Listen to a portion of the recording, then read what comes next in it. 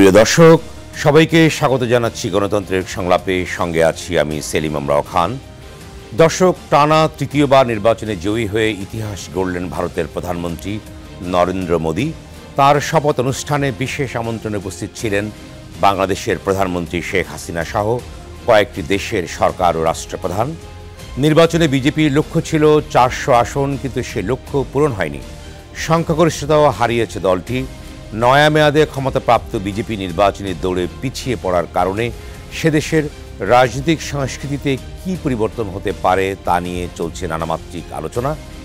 নরেন্দ্র মোদী যেভাবে ধর্মকে রাজনৈতিক হাতিয়ার হিসেবে ব্যবহার করেছেন, সেই ধারাবাহিকতা কি অব্যাহত থাকবে? বাবরি মসজিদের জায়গায় রাম মন্দির প্রতিষ্ঠা এবং কোথাও কোথাও সরাসরি সংখ্যালঘুদের উপর বিরূপ মন্তব্যের বিষয়টি নির্বাচনী প্রচার কালে দেখা গেছে।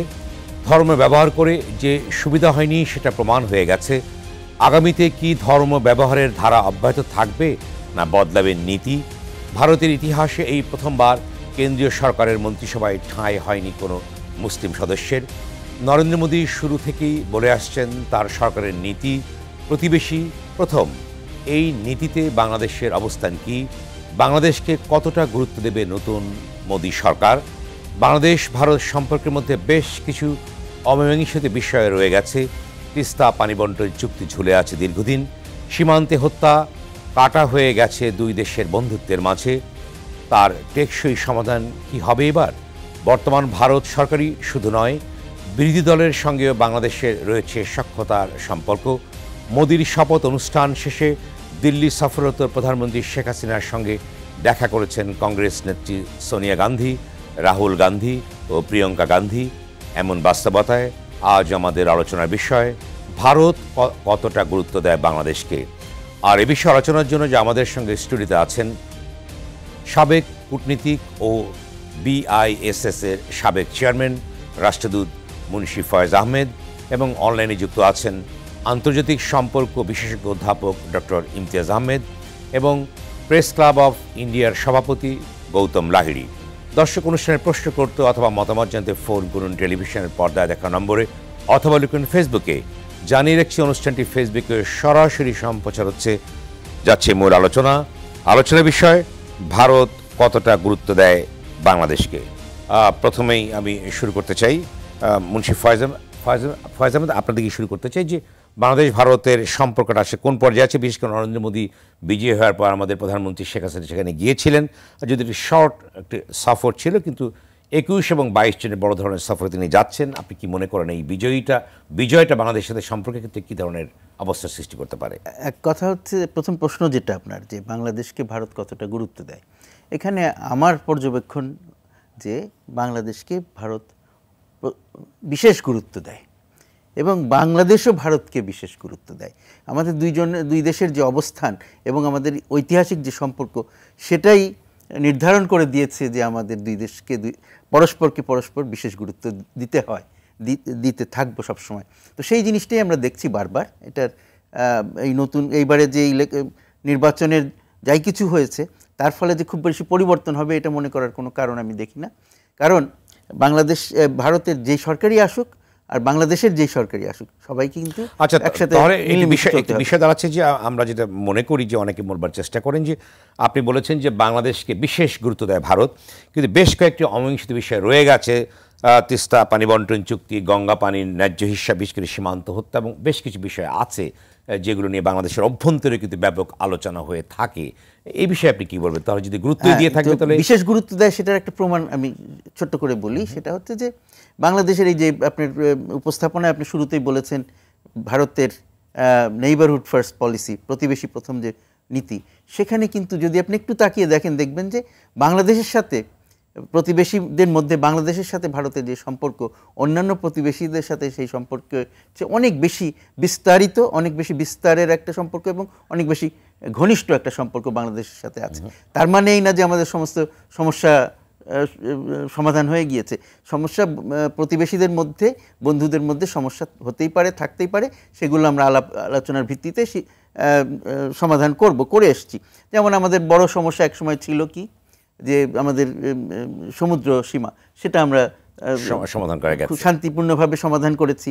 আমাদের বড় সমস্যা ছিল, সেটা তো আন্তর্জাতিক আদালতে সমাধান হয়েছে, যেভাবেই হোক সেটাও তো সব পক্ষের দ্বিপাক্ষিক তো হয়নি, সেটি দ্বিপাক্ষিক নয়, কিন্তু তাদের সম্মতির প্রয়োজন ছিল, সেই সম্মতি তারা দিয়েছে। ভারত মিয়ানমার দুই না, পক্ষে, সেখানে তো কোর্ট পর্যন্ত যেতে হলো বাংলাদেশকে, তাহলে ভারতকে এই তাতে বিষয়টি কোনো অসুবিধা নেই তো। তারা আমরা যে আমরা কোর্টে গেছি তাতে তো ভারত আমাদের সাথে সম্পর্ক নষ্ট করেনি, বা তার সম্পর্ক নষ্ট হয়নি। তারা সেটাকে মেনে নিয়েছে এবং তারা সেটাকে সাধুবাদ দিয়েছে, এবং সেটা যেই রায় এসেছে সে রায়টা সব পক্ষই মেনে নিয়েছে। সুতরাং সেটা বলতে হবে যে দুই পক্ষই যে দুই পক্ষকে ভালো করে দেখে, ভালো চোখে দেখে, একসাথে বন্ধুত্বের চোখে দেখে, সেটার একটা প্রমাণ এটা। আর তারপরে যেমন ধরেন আমাদের স্থল সীমানা নিয়ে যে চুক্তি হয়েছিল সেই ৭৪-এ, সেই চুক্তিটা বাস্তবায়ন অনেক সময় নিল, কিন্তু শেষ পর্যন্ত বাস্তবায়ন হয়েছে, এবং সেটা এখন আমরা দুই পক্ষই সেটাকে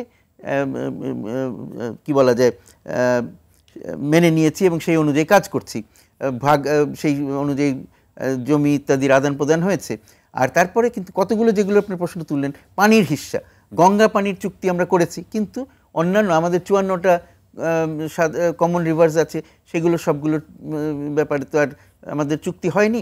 তিস্তা নিয়ে চুক্তি প্রায় হয়ে গিয়েছিল, সেই চুক্তিটা এখনও ঝুলে আছে। আপনি যেটা বলছেন, নিশ্চয়ই এটা আমাদের দুই দেশের সম্পর্কে একটা বড় একটা কি বলা যায়, যে আমরা এগিয়ে যাব সেখানে বাধা হয়ে রয়েছে।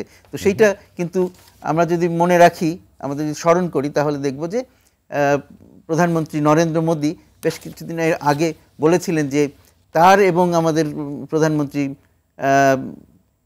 শেখ হাসিনার শাসনামলে এই চুক্তি স্বাক্ষরিত হবে। তো আমরা দেখি এখন নতুনভাবে দুই দেশেই দুই নেতাই নতুন করে আবার ক্ষমতায় এসেছেন, তারা এই চুক্তিটা এখন দেখবার বিষয় যে আর ভবিষ্যতে কি হতে পারে। এই চুক্তিটা স্বাক্ষর করেন কিনা, করতে পারেন কিনা, আমরা আশা করব যে এই চুক্তি স্বাক্ষরের ব্যাপারে অগ্রগতি হবে। ধন্যবাদ, আবারও আসবো আপনার কাছে। এই পর্যায়ে যাচ্ছি আমি গৌতম লাহিড়ী, আপনি কি আমাকে শুনতে পাচ্ছেন? আপনার করতে হবে, আপনাকে আনমিউট করতে হবে। নমস্কার, শুনতে পাচ্ছি। নমস্কার আপনাকে। আমরা যে বিষয় নিয়ে আলোচনা করেছিলাম যে ভারত কতটা গুরুত্ব দেয় বাংলাদেশকে, যে প্রসঙ্গ নিয়ে বাংলাদেশের অভ্যন্তরে ব্যাপক আলোচনা হয়ে থাকে, এবং অনেকে বলবে থাকে যে বাংলাদেশ যা দিয়েছে ভারতকে, ভারত কি ততটা বাংলাদেশকে দিয়েছে, বাংলাদেশের প্রত্যাশাকে পূরণ করতে পেরেছে? না, প্রথমেই আমি বলবো, আমি কোনো বাংলাদেশ ভারতের যে সম্পর্ক, যেটা রক্তের আত্মীয়তার সম্পর্ক, এটা তুল্যমূল্য বিচার আমি করতে চাই না কে কতটা দিয়েছে। বাংলাদেশের মুক্তিযুদ্ধে ভারতের অবদান, ভারতের ১৮,০০০ সৈনিকের জীবনদান, এবং বাংলাদেশ যখনই কোনো সংকটে পড়েছে, সাম্প্রতিক নির্বাচনের সেবাও ভারতের ভূমিকা, এগুলো নিয়ে আমি কোনো ভারতীয় হিসেবে কৃতিত্ব দাবি করতে চাই। আমি মনে করি বাংলাদেশের মানুষের এটা জয়। কিন্তু যেটা আমি মনে করি সেটা হচ্ছে যে বাংলাদেশকে কতটা গুরুত্ব দেয়, বাংলাদেশের যে ভৌগোলিক অবস্থান, সেই অবস্থানে ভারতের নিরাপত্তার জন্য একটা সমৃদ্ধশালী এবং শান্তিপ্রিয় প্রগতিশীল একটা বাংলাদেশ সরকার ভারতের নিরাপত্তার জন্য জরুরি। যেটা আমরা ঘটনা যে অভিজ্ঞতায় দেখেছি যে গত ১৫ বছরের শাসনকালে ভারতের যেগুলো নিরাপত্তা সংক্রান্ত যে বিষয়গুলো ছিল, সেগুলো সম্পর্কে বাংলাদেশ সরকার অত্যন্ত সচেতন ছিলেন, এবং সেগুলো নিঃসন্দেহে তার জন্য ভারত কৃতজ্ঞ যে ভারতের উত্তর পূর্বাঞ্চল আজকে যে শান্তিতে অবস্থান করছে তার অনেকটাই কৃতিত্ব বাংলাদেশ। আপনার গোড়াতেই বলে রাখি যে সেটা হচ্ছে, ধরুন ৪০ বছর সময় লেগেছে যে ভারত বাংলাদেশ স্থল সীমান্ত চুক্তি স্বাক্ষরিত হতে, বা ভারতের পার্লামেন্টে যে অনুমোদন যখন হয়েছিল, আপনারা জানেন যে ভারতবর্ষের কোনো রাজনৈতিক দল বিরোধিতা করে, যেটা বাংলাদেশের রাজনৈতিক চিত্রে বিরল। বাংলাদেশে কোনো চুক্তি হলেই, ভারতের সঙ্গে চুক্তি হলেই প্রথমেই অভিযোগ ওঠে যে বাংলাদেশকে কি বিক্রি করে দেওয়া হয়েছে। ভারতের এরকম কোনো অসুবিধা। আপনারা জানেন স্থল সীমান্ত চুক্তিতে ভারত ১০,০০০ একর জমি খুইয়েছে। আমি বলছি না যে বাংলাদেশকে দান করেছে, দান করতে বাধ্য হয়েছে, কারণ এটা করা দরকার ছিল। আপনার ১১১টা ছিটমহল পেয়েছে, ভারত কতগুলো পেয়েছে তার থেকে অনেক কম। তাতে কি ভারতে কোনো অশান্তি হয়েছে? কেউ কোনো প্রতিবাদ করেছে? কোন রাজনৈতিক দল, যারা ধরুন প্রধানমন্ত্রী নরেন্দ্র মোদীর বিরোধী রাজনৈতিক দল, তারাও আপত্তি করে। ফলে ভারতে যে একটা বাংলাদেশ সম্পর্কে একটা সর্বসম্মতি আছে। হ্যাঁ, অনেক চুক্তি আপনি যেগুলো বলছেন অমীমাংসিত আছে। আমি দৃঢ়ভাবে বিশ্বাস করি উভয় দেশের যে সদিচ্ছা রয়েছে, মানুষের যে সদিচ্ছা আছে, তাতে কিন্তু এই তিস্তা পানি চুক্তি, আমি একজন ভারতীয় হিসেবে মনে করি এটা বাংলাদেশের ন্যায্য অধিকার, এবং এটা অচিরেই সমাধান হতে পারে, হয়তো সময় লাগে। 40 বছর যদি বাকি চুক্তিগুলো, শেখ মুজিব আর ইন্দিরা গান্ধী কবে স্বাক্ষর করেছে আর কবে সেই চুক্তিগুলো বাস্তবায়িত হয়েছে, সময়গুলো দেখুন। সামুদ্রিক সীমানার কথা আপনারা তুলছেন, যে আন্তর্জাতিক আদালত 2 দেশ সহমত হয়েছিল যে এটা যেহেতু টেবিলে সমাধান করা যাচ্ছে না, সুতরাং আমরা আন্তর্জাতিক আদালতে যে রায় হবে সেই রায় ভারত মেনে, ভারত কিন্তু আপিল করে সেই রায়কে মেনে নিয়েছে। কারণ বাংলাদেশের সঙ্গে সুসম্পর্ক রাখাটা ভারতের নিরাপত্তার জন্য এবং ভারতের প্রগতির স্বার্থে, আর্থিক উন্নতির স্বার্থে বাংলাদেশকে সঙ্গে রাখাটা প্রয়োজন। এটা কোনো দয়া দাক্ষিণ্যের বিষয় নয়। কিন্তু অতীত অভিজ্ঞতায় আমরা দেখেছি ভারতবর্ষের বহু নিরাপত্তা জনিত প্রশ্ন বিঘ্নিত হয়েছে, সেটা আমরা গত শেখ হাসিনার সময় সেটা দেখিনি। নিঃসন্দেহে এটা ভারতীয় হিসেবে আমরা একটা নির্ভরযোগ্যতা একটা তৈরি হয়েছে। ফলে আপনি যদি বলেন যে বাংলাদেশ অনেক দিয়েছে কি ভারত কতটা দিয়েছে, এটা দাঁড়িপাল্লায় ওজন করার মতো বিষয় নয়, বিষয় নয়। অর্থাৎ এই বিষয়টি বাংলাদেশের অভ্যন্তরে একটা সমালোচনা আছে, আমি সেই পার্সপেক্টিভে কারণ হচ্ছে 75 সালে বঙ্গবন্ধুর মৃত্যুর পর থেকে, আমি 91 সাল বলছি, আমি 96 বলছি না, শেখ হাসিনা 91 সালে বাংলাদেশে গণতান্ত্রিক সরকার প্রতিষ্ঠিত হয়েছিল খালেদা জিয়ার নেতৃত্বে।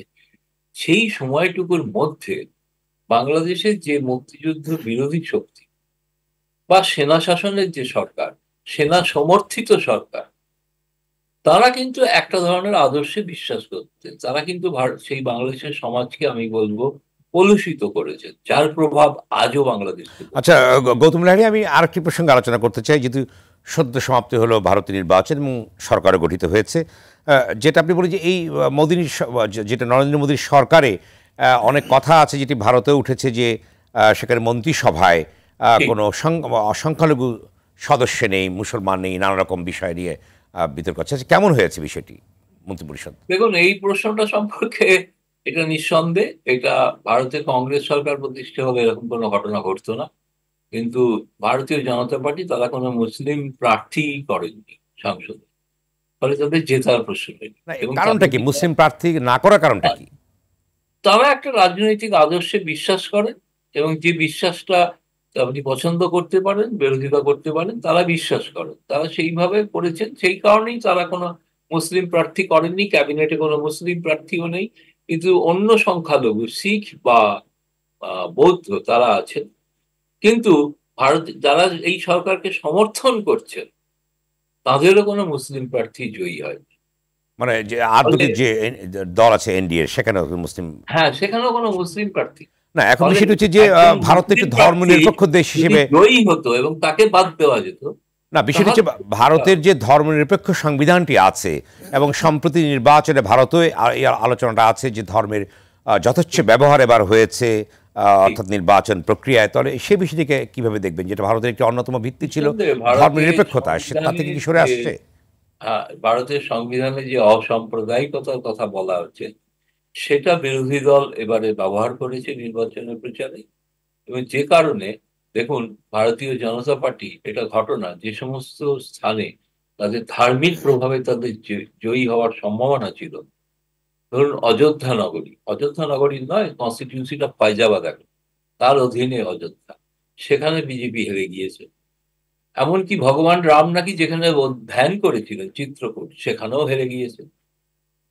রাম সেতু, যেটা দিয়ে ভগবান রাম শ্রীলঙ্কায় গিয়েছিলেন সীতা উদ্ধারে, সেখানে হেরেছে বিজেপি হেরেছে নাসিকে, যেটা অন্যতম ধর্মস্থান। ফলে ভারতের মানুষ কিন্তু এবার প্রথম, বিজেপি সংখ্যায় বেশি পেয়েছে ঠিকই, কিন্তু ভারতের সংবিধানের যে মর্যাদা সেটা ভারতের জনতা রক্ষা করে হয়তো ভারতীয় জনতা পার্টিকে একটা বার্তা দিতে চেয়েছেন, যে কারণে এই প্রথম 10 বছর পর ভারত আবার কোয়ালিশন যুগে ফিরে গেল। কোয়ালিশন যুগ তার আগে ছিল, বা 10 বছর তো ভারতীয় জনতা পার্টি একক সংখ্যাগরিষ্ঠতা করেছে। এমনকি আপনাদের হয়তো অনেকেই জানেন কিনা আমি জানি না, হয়তো জানেন যে আরএসএস এর প্রধান মোহন ভাগবত আজ বিবৃতি দিয়ে বলেছেন যে সর্বসম্মতিক্রমেই সরকার চালানো হবে। আচ্ছা জনাব, আরেকটি প্রসঙ্গ আসে যে যেটা ভারতেও যে খোদ ভারতের যে সমালোচনা আছে যে বিভাজনের রাজনীতি ভারতে করেছে নরেন্দ্র মোদী, বিশেষ করে বিজেপি, তাহলে অর্থাৎ আপনি বলেছেন যে তারা একটা বার্তা দিয়েছে ভারতীয় জনগণ যে তারা অসাম্প্রদায়িক রাজনীতি বিশ্বাস করে। তাহলে মোদির যে স্ট্র্যাটেজি আছে তার কি পরিবর্তন কি হবে, অর্থাৎ এই ধর্মভিত্তিক অবস্থা না থেকে আমি শিফট করার এরকম সম্ভাবনা আছে? কোনো না আমি এরকম কোনো পূর্বাভাস করতে চাই না, কারণ নরেন্দ্র মোদী এই প্রথম তার রাজনৈতিক জীবনে কোয়ালিশন সরকার পরিচালনা করছেন। তিনি গুজরাটে 3-4 বার মুখ্যমন্ত্রী, কখনোই কোয়ালিশন চালাননি। তিনি দিল্লিতেও এই প্রথম সরকার চালাচ্ছেন কোয়ালিশন। ফলে সমস্ত শরিকদের এবং পরস্পর বিরোধী, ধরুন এই শরিক দলের অনেকেই আছে যারা বিজেপির আদর্শের সঙ্গে অনেক বিরোধী। বিজেপি বিশ্বাস করে না কোনো মুসলিমদের সংরক্ষণ দেওয়া উচিত, কিন্তু চন্দ্রবাবু নাইডুর দল তেলেগু দেশম বিশ্বাস করেন যে 4% মুসলিম সংরক্ষণের যে প্রথা আমাদের চালু আছে সেটা বজায় থাকে। ভারত জনতা সংযুক্ত দল, নীতিশ কুমারের দল, তারা মনে করেন যে একটা জাতিগত গণনা হওয়া উচিত, যেটা ভারতীয় জনতা পার্টি মানেন। ফলে আমার মনে হয় সরকার চালানোর জন্য একটা দেওয়া নেওয়া করে, একটা সমঝোতা করে, অভিন্ন কর্মসূচি নিয়ে সরকার চালানোটাই যদি উদ্দেশ্য হয়, সংঘাত যদি উদ্দেশ্য না হয়, তাহলে আমার ধারণা সেইভাবে চালানোর। নরেন্দ্র মোদীর এই মুন্সিয়ানাটা কিন্তু দেখার অপেক্ষায় আপনাদের থেকেও আমরা ভারতীয়রা অপেক্ষায় আছি। আজকে সরকার গঠন হয়েছে, 48 ঘন্টা ঘটেছে।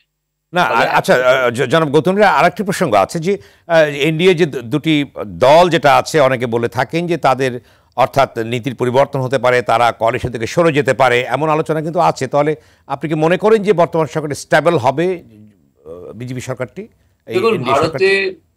এই ব্যাপারে আপনার বিশ্লেষণ কি আছে? আমার বিশ্লেষণ হচ্ছে, ভারতে অটল বিহারী বাজপেয়ী কোয়ালিশন সরকার চালিয়েছেন সাফল্যের সঙ্গে 6 বছর। তিনি সেখানে তাদের বিজেপির আদর্শগত বিষয়গুলো নিয়ে সমঝোতা করেছিলেন, সেই জন্য কোনো সংঘাত হয়নি।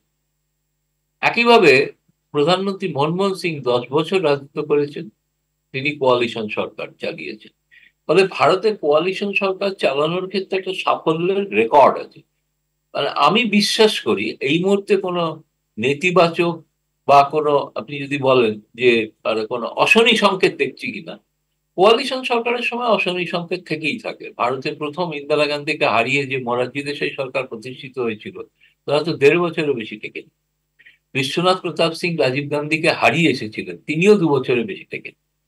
ফলে দুটোই অভিজ্ঞতা আছে। এখন এইটা নির্ভর করে যিনি সরকার চালাচ্ছেন, অর্থাৎ প্রধানমন্ত্রী, তার তার উপরে দক্ষতা, তার কিন্তু খোদ দূরদৃষ্টির ভারতীয় উপরে নির্ভর গণমাধ্যমেই তো আসছে, আমরা লক্ষ্য করেছি, ভারতীয় নেতারাও বলছেন যে হয়তো এই সরকারটি স্টেবল হবে না, কিংবা সরে যেতে পারে যারা শরিক দলগুলো আছে, এমন একটা বিশ্লেষণ ভারতীয় গণমাধ্যমগুলোতেও আছে, নেতারাও বলছেন। সেই ক্ষেত্রে আপনি কি মনে করেন যে এটা কি না দেখুন, মেয়াদ শেষ করতে পারবে? সংবাদ মাধ্যমে বহু সংবাদ প্রকাশিত হয়, এ বিষয়ে কোনো সন্দেহ নেই।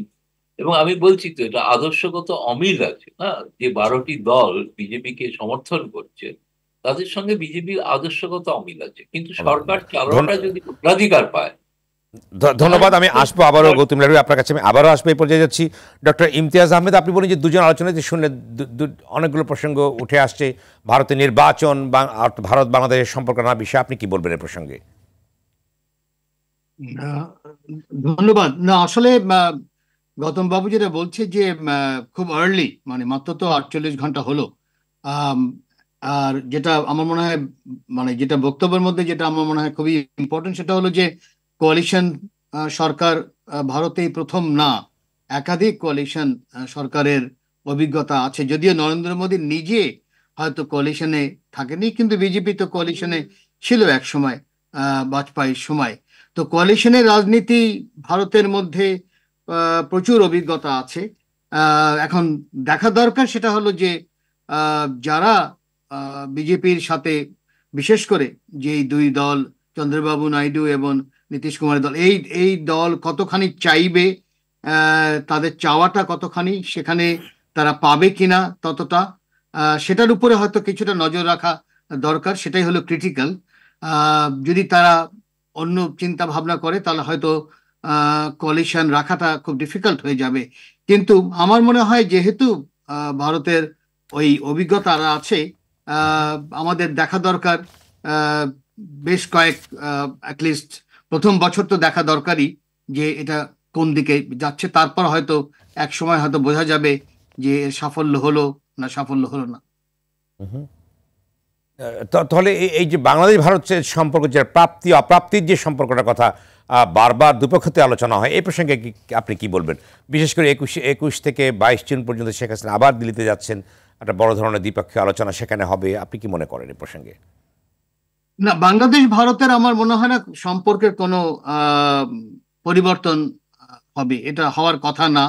কারণ যেই ভিত্তিতে দাঁড়িয়েছে আপাতত খুবই স্পষ্ট যে বাংলাদেশের যেমন ভারতের বিভিন্ন কারণে প্রয়োজন, ঠিক একইভাবে ভারতেরও বাংলাদেশকে বিভিন্ন কারণে প্রয়োজন।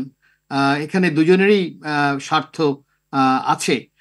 তবে যেটা দেখা দরকার সেটা হলো পৃথিবী এখন মাল্টিপোলারের দিকে পৃথিবী যাচ্ছে, স্বাভাবিকভাবে একাধিক পোলার তৈরি হয়েছে এবং বাংলাদেশ যেটার উপর গুরুত্ব দিচ্ছে উন্নয়নের উপর বড় আকারে, এবং সেখানে এমনকি তিস্তার ব্যাপারেও আমার মনে হয় নতুনত্ব চিন্তা ভাবনা এসেছে।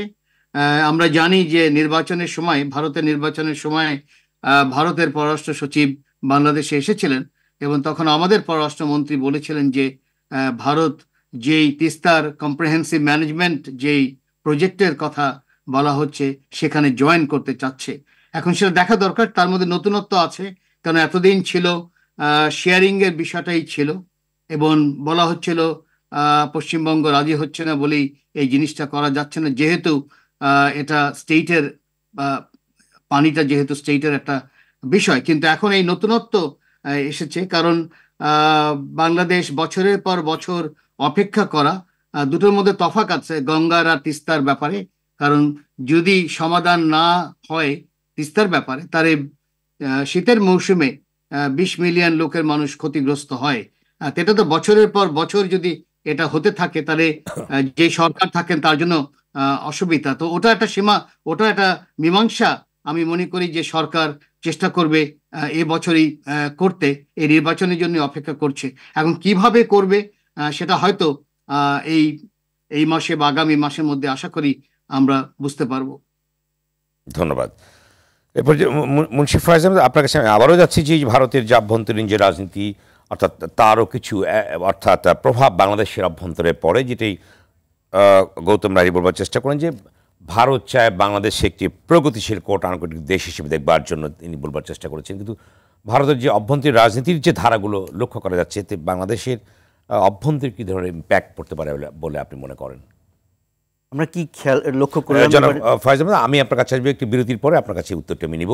দর্শক নিচ্ছে ছোট্ট বিরতি, সঙ্গেই থাকুন।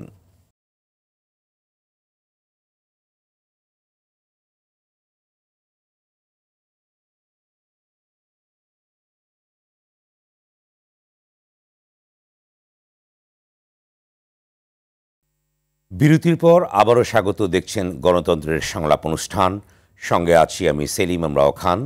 আজ আমাদের আলোচনার বিষয় ভারত কতটা গুরুত্ব দেয় বাংলাদেশকে। ফিরছি আলোচনায়। এই পর্যায়ে আমি যাচ্ছি মুন্সি ফয়েজ আহমেদ, আপনার কাছে আমি যে প্রশ্নটা করেছিলাম যে ভারতের অভ্যন্তরীণ রাজনীতি, যেটি গৌতম রায় বলবার চেষ্টা করলেন যে বাংলাদেশকে ভারত যেটি দেখতে চায় সেটা হচ্ছে প্রগতিশীল একটি দেশ হিসেবে দেখতে চায়। নিশ্চয়ই হয়তো উনি বোঝাতে চেয়েছেন যে অসাম্প্রদায়িক বাংলাদেশের কনস্টিটিউশন স্পিড আছে, যেটি ধর্মনিরপেক্ষ, এই ধরনের একটি দেশ হিসেবে দেখতে চায়। তবে ভারতের অভ্যন্তরীণ যে রাজনীতির যে ধারাটা চলছে, বিশেষ করে একটা বিভাজন যেটা ভারতীয় গণমাধ্যমে আসছে, ভারতীয় রাজনীতি সরব হয়ে উঠছে, তারা যে সেখানে একটি অর্থাৎ ধর্মভিত্তিক অবস্থার সৃষ্টি হচ্ছে, যার প্রচারণা চলেছে, সেই ক্ষেত্রে এখানে ইম্প্যাক্ট পড়তে ধরনের পারে। এখানে আমি এইভাবে দেখছি জিনিসটা, যে ভারতে কিন্তু নরেন্দ্র মোদীর গত 2 মেয়াদে সেই সময় কিন্তু এই ধর্মভিত্তিক রাজনীতি গুরুত্ব বেশি পেয়েছিল এবং তারা ভেবেছিল যে এইটাই হয়তো নতুন পন্থা হবে, সেই জন্যে এইবারের নির্বাচনেও তারা এটার উপরে বেশি গুরুত্ব দিয়েছে। এবং এমনও কথা হয়েছে বিভিন্ন জায়গায় যেন যে নরেন্দ্র মোদী হচ্ছে ঈশ্বরের অবতার বা তার মেসেঞ্জার হিসেবে তাকে দেখানোর চেষ্টা করা হয়েছিল। কিন্তু একটা জিনিস খুব গুরুত্বপূর্ণ, যে ভারতীয় ভোটাররা তাদের ম্যাচুরিটি দেখিয়েছে, যে না, এই যে ধর্মীয় উন্মাদনা 2 মেয়াদ পর্যন্ত চলেছে, কিন্তু সেটা আর চলতে দিতে তারা রাজি নন। তারা দেখিয়েছেন সেখান থেকে তারা ফিরে আসার। এই ব্যাপারেও কিন্তু নির্বাচন কমিশনেও কিন্তু অভিযোগ করা হয়েছে ভারতীয় সিভিল সোসাইটি। হ্যাঁ, সেগুলো তো আছেই, যে সেখানে তাদের প্রতিষ্ঠানগুলো যে ম্যাচিওরিটি দেখিয়েছে, তা ভারতের গণতন্ত্রের যে ম্যাচিওরিটি, সেইটা আমরা এখান থেকে পাচ্ছি। একসময় মনে হচ্ছিল যে ভারতের গণতন্ত্র বোধহয় পথবিচ্যুত হয়ে যাচ্ছে, কারণ তাদের গণতন্ত্র সম্বন্ধে আমাদের ধারণা যে তারা একটা অসাম্প্রদায়িক গণতন্ত্র পৃথিবীতে দৃষ্টান্ত স্বরূপ। সেইটার আমরা যখন আমাদের স্বাধীনতার সময় তাদের দিকে তাকিয়েছি যে তাদের মতন হওয়ার চেষ্টা করবো, এরকম একটা চিন্তাভাবনা আমাদের মধ্যে অনেকের মধ্যে হয়তো ছিল, কিন্তু এখন তারাই সেখান থেকে বিচ্যুত হয়ে সরে যাচ্ছিল। তাদের ওখানেই দেখতে পাচ্ছিলাম আমরা যে চরমপন্থা, চরম ধর্মীয় কি বলা যায় উন্মাদনা, এইগুলো নিয়ে তারা রাজনীতিতে এগিয়ে যাওয়ার চেষ্টা করেছিল এবং সেগুলোকে এবারে জবাব দিয়েছে ভারতের জনগণ। তবে এখানে আবার অনেকে অনেক রকমের কথা বলেন যে যদি সত্যি সত্যি আমরা ভোট গুনি তাহলে খুব বেশি পার্থক্য হয় নাই ভোটের, কিন্তু তারপরেও ফলাফল যা হয়েছে তাতে আমরা তো এটুকু অবশ্যই বলতে পারি যে ভারত আবার নিজের আপনি বলতে চেয়েছেন যে ভারতের যে অসাম্প্রদায়িক রাজনীতির যে ধারাটা বাংলাদেশকে প্রভাবিত করবে আর বর্তমান নির্বাচনে, সেখান থেকে তারা যে ফিরে আসতেছে সেটা সবার জন্য ইতিবাচক, ভারতের জন্য ইতিবাচক, সেটা আমাদেরকেও স্বস্তি দেয়। কারণ ভারতে যদি চরমপন্থা বা ভারতে যদি অসাম্প্রদায়িকতা বেশি বাড়ে তাহলে আমাদের দেশেও সাম্প্রদায়িকতার বীজ মানে বৃক্ষ বেড়ে উঠতে পারে, এরকম একটা সম্ভাবনা। যদিও সেটা হয় নাই, কিন্তু সম্ভাবনা তো সবসময় থাকে। কিন্তু পাশাপাশি দেশে যদি ভারত সবচেয়ে বড় দেশ, সেখানে যদি একটা ভালো সংস্কৃতি চর্চা হয় সেটা আশেপাশের সব দেশে ছড়িয়ে পড়বে, এটাই তো স্বাভাবিক। এবং তারা যে গৌতম লাহিড়ী যেটা বলছিলেন যে ভারত কীরকমের বাংলাদেশ দেখতে চায়, সেটার জন্য ভারতকেও নিজেকে একটা দৃষ্টান্ত হিসেবে সাজাতে হবে। সেইটা আমি মনে করি যে এইবারের নির্বাচনে যে ভারতের ভোটারদের এবং ভারতের গণতন্ত্রের যে পরিপক্কতা প্রদর্শন করেছে তারা, সেটার থেকে নিশ্চয়ই আমরাও শিক্ষা গ্রহণ করবার সুযোগ আছে। আমাদের কেউ বুঝতে হবে যে আমাদের এখানেও অসাম্প্রদায়িকতা বাড়তে দেওয়া উচিত না, সেটা আমরা করতে দেব না। আমরা সবসময় সেটা থেকে দূরে থাকার চেষ্টা করেছি, এখন আমরা সেখানে আর একটু শক্তি বেশি পাবো ওই প্রচেষ্টায়। আর তাছাড়া খালি তো ইয়ের জন্য নয় যে কী ধরনের সরকার ভারতে আছে, কী ধরনের সরকার বাংলাদেশে আছে, এটা ছাড়াও যেটা ভৌগোলিক অবস্থানের কথা বলা হচ্ছে, আমাদের ইতিহাসের কথা বলা হচ্ছে, সেই সব কিছু মিলিয়ে আমাদের কিন্তু অবিচ্ছেদ্য একটা সম্পর্ক। এই সম্পর্কের তুলনা অন্য কোনো দেশের সাথে বাংলাদেশের বা অন্য কোনো দেশের সাথে ভারতের সম্পর্কের তুলনা করা যায় না।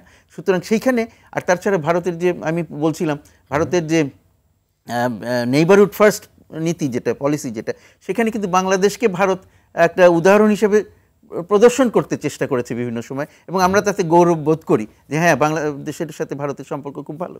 কিন্তু সেইটা যে তার মানে এটার থেকে বোঝা যায় যে বাংলাদেশকে তারা গুরুত্ব কী পরিমাণ দেয়।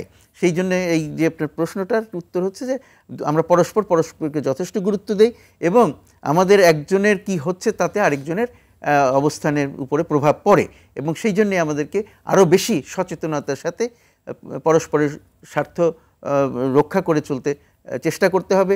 ভারতকেও যেমন চেষ্টা করতে হবে আমাদের পানির ভাগ দেওয়ার ব্যাপারে আরও সচেষ্ট হতে। আমাদের সীমান্তে যে মানুষ হত্যা হচ্ছে নিয়মিত, যদিও বারবার বলা হচ্ছে যে এটা শূন্যে নিয়ে আসা হবে, কিন্তু সেটা হচ্ছে না, কিন্তু সেই ব্যাপারে আরও সচেষ্ট হওয়ার প্রয়োজন আছে এবং সেটা আমরা হব আশা করছি। তো নতুন মেয়াদে দুই দেশের দুই নেতা আমি মনে করি যে সেই দিকে এগিয়ে যাবেন এবং সেটাই আমরা সবাই আশা করি। ধন্যবাদ। গৌতম লাহিড়ী, আপনি কি বলবেন এ প্রসঙ্গে? দেখুন, প্রথমেই আমি যেটা বলবো যে ভোটের বালাইটা বড় বালাই। ভোটের রাজনীতিতে ভোটে জেতার জন্য যে ধরনের নীতি অনুসরণ করা হয়, ধরুন নরেন্দ্র মোদী ক্ষমতায় আসার পর 2014 সালের পর থেকে আজ পর্যন্ত বাংলাদেশ সম্পর্কে কোনো নীতির পরিবর্তন হয় এবং এই সম্পর্কটাকে সোনালী অধ্যায় বলে বলা হচ্ছে এবং সেটা আরো উন্নত হবে এটা আশা করি। দেখুন, এখন গোটা বিশ্বেই যে পরিস্থিতি, এই তো গতকাল ধরুন ইউরোপিয়ান ইউনিয়ন পার্লামেন্টের নির্বাচন হয়ে গেছে, দক্ষিণপন্থীদের রমরমা, এমনকি ফ্রান্সের প্রেসিডেন্ট ম্যাক্রন পর্যন্ত কোণঠাসা হয়ে যেতে পারে। তার মানে কি এই যে তাদের বিশ্বায়ন বা G7 বৈঠক যে হতে চলেছে, সেখানে কি কোনো নীতি পরিবর্তন হবে?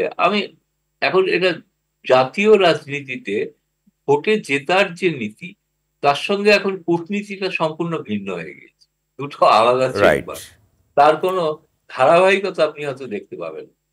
ফলে এটা মনে হয় এটি নিতান্তই, আপনি বলতে চেয়েছেন যে নিতান্তই অভ্যন্তরীণ ভোটের রাজনীতির একটি প্রসঙ্গ। এটা ভোটের অভ্যন্তরীণ রাজনীতির প্রসঙ্গ, যার সঙ্গে বাংলাদেশ বা বিশ্বের অন্য কোনো দেশ, দেখুন ইরান তো একটা মুসলিম দেশ না, যেটা আমেরিকার চাপ ছিল, তাদের সঙ্গে যেন আমাদের কোনো কানেক্টিভিটি চাবাহার যে পোর্ট, তার যে কানেক্টিভিটি তৈরি হলো, ভারত তো সেই আমেরিকাকে উপেক্ষা করে করেছে, এই নরেন্দ্র মোদী সরকার করেছে। এবং ফলে যুক্তরাষ্ট্র হুমকিও দিয়েছে যে এমবার্গোর কথা, রাইট? যে হুমকিকে উপেক্ষা করে করা আছে। হুমকি তো যুক্তরাষ্ট্র ৭১ দিয়েছিল, সপ্তম নয় বহর পাঠিয়ে, তাই ইন্দিরা গান্ধী মাথা নত করেন। ফলে ভোটের রাজনীতিতে জেতার জন্য আজকে যেটা প্রয়োজন, সেটা বাংলাদেশের রাজনীতিতে তাদের জেতার জন্য, আওয়ামী লীগকে জেতার জন্য যা যা করা দরকার সেগুলো করেন, অনেক ক্ষেত্রে সমালোচিত হতে পারে বাইরে থেকে, কিন্তু তার জেতার জন্য যেটা দরকার তার সঙ্গে তার কূটনৈতিক সম্পর্ক, তার কোনো প্রতিফলন ঘটছে না। এটা একটা নতুন ট্রেন্ড বলে আমার মনে হয়েছে, এবং এটা সব থেকে ভালো, এদিকে গ্লোবাল ট্রেন্ড বলতে চেয়েছেন? সব থেকে ভালো বলতে পারবেন ইমতিয়াজ আহমেদ, কারণ তিনি এই বিষয়টার উপর চর্চা করেন। এই যে আভ্যন্তরীণ রাজনীতি আর বৈদেশিক কূটনীতি দুটো যে আলাদা চেম্বার হয়ে উঠছে, এটা একটা অদ্ভুত ট্রেন্ড। আপনি কি মনে করেন যে ফ্রান্সের সঙ্গে যে বাংলাদেশের সম্পর্ক, আজকে তার কোনো পরিবর্তন ঘটবে? ঘটবে না। দক্ষিণপন্থীদের রমরমা জয় জয়কার হওয়া সত্ত্বেও আমার মনে হয় না কোনো ঘটবে, তেমনি ভারতের ক্ষেত্রেও ঘটবে না, এটুকুই আমি বলতে পারি। ধন্যবাদ। জনাব ইমতিয়াজ আহমেদ স্যার, আপনি বলুন যে কোনো পরিবর্তন, অর্থাৎ যেটি বললেন যে ভারতের অভ্যন্তরীণ রাজনীতির যে প্রসঙ্গটি আছে, যেটি গৌতম রানী বললেন যে এর সঙ্গে কূটনীতির কোনো সম্পর্ক নাই, তাহলে সম্পর্কটা কি যেটা ছিল সেটি থাকছে, বা আরও উন্নত হচ্ছে কিনা, বা আরও বন্ধনটা আরও শক্তিশালী হচ্ছে কিনা? আসলে নির্ভর করবে যে নতুন কি ধরনের কাঠামো তৈরি করা যেতে পারে। কারণ বাংলাদেশের ভারতের সম্পর্কের মধ্যে উন্নয়নের একটা কাঠামো কিন্তু বড় আকারে আছে, তৈরি হয়েছে যদি বলি। সেটা কানেক্টিভিটি যদি বলি, বিভিন্ন ধরনের কানেক্টিভিটি, শুধু রোডস অ্যান্ড হাইওয়েজ এর ব্যাপার না, এমনকি যদি আমি ডিজিটাল কানেক্টিভিটি বলি ইত্যাদি। এখন কথা হচ্ছে যে আমি এটাকে কোন লেভেলে আমি নিয়ে যেতে পারবো। আমি কি Dhaka Delhi high speed train তৈরি করতে পারবো কিনা, আমি কি বিভিন্ন যে বিশ্ববিদ্যালয়গুলো আছে সেগুলোকে কি আমি একসাথে একটা কাঠামোর মধ্যে আনতে পারবো কিনা। মানে অনেক কিছু করার আছে যদি আসলেই যদি করতে হয়। কিন্তু ডোমেস্টিক পলিটিক্সের কতগুলো বিষয় মনে রাখতে হবে। যদিও নির্বাচনটা খুবই ইন্টারেস্টিং, কিন্তু আমি যদি সুইং ভোট, আমি দেখছিলাম এক জরিপে যে সুইং ভোট কিন্তু বেশি হয়নি, 0.8% মাত্র সুইং ভোট হয়েছে। এই 0.8% সুইং ভোটই কিন্তু এই ধরনের একটা কাঠামো হয়ে গেছে যেখানে কোয়ালিশন করতে হলো। কংগ্রেসের ভোট বেড়েছে মাত্র 1.7%। সে যদি আরো 1% বাড়াতে পারে তাহলে কিন্তু আরো বড় পরিবর্তন হতে পারে। এটাই এই ওয়েস্টমিনস্টার সিস্টেমের নির্বাচনের একটা ইন্টারেস্টিং কিন্তু ব্যাপার। মানে যদি আগের নির্বাচন যেখানে বড় আকারে বিজেপি জিতে এসেছিল, তখনকার যদি আমি ভোট দেখি, সেটা যেটা বললাম যে 37.36% ছিল, 303 সিট পেয়েছে। আর এবার 36.56% পেয়ে অনেক কম সিট পেল। তার মানে হচ্ছে যে ভোট ব্যাংক কিন্তু বিশাল আছে এখনো বিজেপির, এটা খেয়াল রাখতে হবে। 36.56% তো বিশাল ভোট ব্যাংক। এখন যারা এই ভোট ব্যাংকে আছেন তারা কতখানি সেকুলার এলিমেন্টের দৃষ্টিকোণ থেকে জিনিসটা দেখবেন, সেটা কিন্তু এখনো প্রশ্ন আছে। এটা কিভাবে ম্যানেজ করবেন সেটা কিন্তু এখনো কিন্তু আমার মনে হয় না সমাধান হয়েছে, কারণ ভোট ব্যাংকটা অনেক বড়। এটা অনেকটা যদি আমি আমেরিকার রাজনীতির কথা বলি, যে হ্যাঁ জো বাইডেন হয়তো প্রেসিডেন্ট হয়েছে, কোনো সন্দেহ নেই, কিন্তু ডোনাল্ড ট্রাম্পের ভোট ব্যাংক তো বিশাল। এবং যেই ভোট ব্যাংকের মধ্যে একটা বিশাল right wing force, conservative force কাজ করছে, এখনো আমরা দেখতে পাচ্ছি তাদের নির্বাচনের যেই ঝামেলাগুলো। তো আমাদের তো দেখা দরকার যে আসলে যেটা বললাম, আমার মনে হয় গৌতম বাবু প্রথমেই বলেছেন যে খুব একেবারেই 48 ঘন্টা, আমাদের আরো একটু সময় দেওয়া দরকার। সময় দিয়ে দেখা দরকার যে আগের যে কোয়ালিশন যেভাবে চলেছে সেভাবে চালাতে পারছে কিনা। সেটা যদি পারে তাহলে আমার মনে হয় না কোনো ঝামেলা হবে। কিন্তু আমি প্রথমেই বলেছি বাংলাদেশের সাথে সম্পর্কের কোনো পরিবর্তন হওয়ার তো সুযোগ নেই, বরং আরো বড় আকারে কি হতে পারে সেটা হয়তো আরো একটু পরিষ্কার হবে যখন আমাদের প্রধানমন্ত্রী যখন আবার দিল্লি যাবেন। ধন্যবাদ মুন্সি ফয়েজ আহমেদ। জি, এই কথা থেকে ধরি আমি যে প্রফেসর ইমতিয়াজ যেটা বললেন, আমাদের প্রধানমন্ত্রী শিগগিরই আবার দিল্লি যাবেন, এই সময় অনেক কিছু আলাপ আলোচনা হবে এবং সেখানে কি আলাপ আলোচনা হয় সেগুলো খুব গুরুত্বপূর্ণ। এবং এখানে আমি নিশ্চিতভাবে বলতে পারি যে তিস্তার বিষয়টি আলাপ হবে। কারণ ওই যে প্রথম দিকে একবার বলেছিলাম যে প্রধানমন্ত্রী নরেন্দ্র মোদী একটা কমিটমেন্ট দিয়েছিলেন, একটা অঙ্গীকার করেছিলেন যে তাদের দুজনের শাসন আমলে এই চুক্তি সই হবে। সুতরাং সেই কথাটি মনে করিয়ে দেওয়ার একটা সুযোগ মাননীয় প্রধানমন্ত্রী পাবেন। আর এই যে ভারতীয় পররাষ্ট্র সচিব যখন এলেন কিছুদিন আগে নির্বাচনের মাঝামাঝি পর্যায়ে, তখন এসে যখন ওই তিস্তা কি বলে মহাপ্রকল্পের ব্যাপারে, মাল্টিপারপাস প্রজেক্টের ব্যাপারে তিনি যে আগ্রহ প্রকাশ করেছেন ভারতের পক্ষ থেকে, সেটার কারণে আবার এই জিনিসটা আলাপ আলোচনা করার একটা নতুন সুযোগ হলো। সেখানে আমরা মাননীয় প্রধানমন্ত্রী নরেন্দ্র মোদীকে জিজ্ঞেস করতে পারেন যে তোমরা যে আগ্রহ দেখালে, কিন্তু তোমরা কি আমাকে আগে পানি দিয়ে তারপরে এটাতে অংশগ্রহণ করছো, নাকি না পানি না দিয়ে এই প্রজেক্টে যুক্ত হতে চাচ্ছ? কারণ অবস্থান তো দুটোই রকমের। পানি যদি ওখান থেকে না থাকে না ব্যারেজ হবে, পানি না থাকে নাই আসে তাহলে না, এই কথাটা অনেকেই এই ভুল বোঝেন। কিন্তু আমাদের তো পানি কিছু আছে, বৃষ্টির পানি আসে, বন্যার সময় ভারত থেকে পানি ছেড়ে দেয়, সেই সব পানি আসে, সেগুলো কি আমরা ধরে রাখতে পারি? সেগুলো চারিদিকে বন্যায় ছড়িয়ে না যায়, নদীর গভীরতা বাড়ানো যায় কি না, সেই সব নিয়েই তো চিন্তা করা হচ্ছে।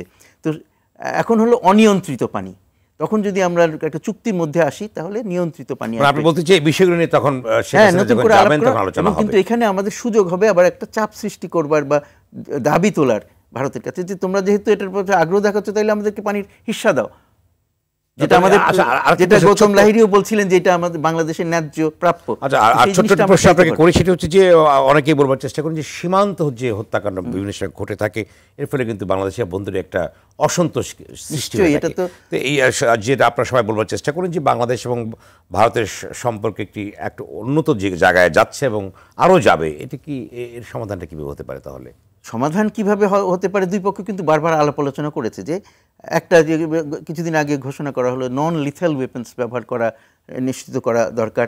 আর তাছাড়া ভারতের পক্ষ থেকে বারবার বলা হয়েছে যে এটা শূন্যতে নামিয়ে আনা হবে, কিন্তু সেটা করতে পারছেন না, তাদের এটা ব্যর্থতা। সেই তো কীভাবে এটা, আমার মনে হয় দুই পক্ষ আলোচনার মাধ্যমে, যেমন বাংলাদেশ তো গুলি করে না, ভারতের পক্ষ থেকে ওই জিনিসটা কেন করতে পারে না? তারা গুলি না করেও কি এই সীমান্তকে সুস্থ রাখা যায় না? ভারতের তো আরও অনেকগুলো দেশের সাথে সীমান্ত আছে, সেখানে কি রোজ রোজ লোক হত্যা করছে না তো। সুতরাং এখানে কিছু একটা বিশেষ কারণ আছে যার জন্য এটা হচ্ছে, সেটা আমার মনে হয় একটা সোল সার্চিংয়ের ব্যাপার আছে এটা, এবং আমাদের পক্ষ থেকে না করে, কারণ এটা ঘটাচ্ছে তো ভারতের যে বিএসএফ, তাদের ব্যাপার খুঁজে দেখতে হবে কেন এখানে এটা শেষ করতে হবে। এরপর যে গৌতম ভাই, আপনি 30 সেকেন্ডে বলুন যে আসলে এইটা কি একটি সম্পর্কের ক্ষেত্রে কোনো প্রতিবন্ধকতা সৃষ্টি করে কিনা, 30 সেকেন্ডে আপনি বলবেন। না, অবশ্যই যে কোনো মৃত্যুই দুঃখজনক, সেটা ভারতীয় হোক বা বাংলাদেশি হোক। কিন্তু দুর্ভাগ্যজনক বলে আমি দেখেছি বাংলাদেশে যখন গণমাধ্যমে প্রকাশিত হয় যে বাংলাদেশি নিহত, আর ভারতীয় গণমাধ্যমে প্রকাশিত হয় বাংলাদেশি চোরাকারবারি নিহত। ফলে এই বিষয়টা, এবং ঘটনাই কিন্তু গভীর রাতে ঘটে, দিনের বেলায় ঘটেছে, সংখ্যাটা খুব কম। ফলে আমি জানি না, এই বিষয়টা আমার মনে হয়েছিল, আমার নিজের ব্যক্তিগত প্রস্তাব হচ্ছে যে এটা দুই দেশের সিভিল সোসাইটি বা সাংবাদিক মহল তারা ঘটনাস্থল পরিদর্শন করুন, যৌথভাবে প্রতিবেদন তৈরি করুন, কি কারণে গণহত্যাগুলো ঘটছে। এটা কিন্তু প্রকৃতপক্ষে সঠিকভাবে কিন্তু কোনো গবেষণা হয়, এইটা আমার কাছে সংখ্যাটা আমরা জানি আর কি, সংখ্যাটা। কিন্তু একটা তো ঘটনা ঘটেছিল যে ফেলানি একটি শিশু মৃত্যু নিয়ে কিন্তু বাংলাদেশে ব্যাপক প্রতিক্রিয়া হয়েছিল, সে তো আর চোরাকারবারি হওয়ার কথা নয়, তাহলে সেটি কেন?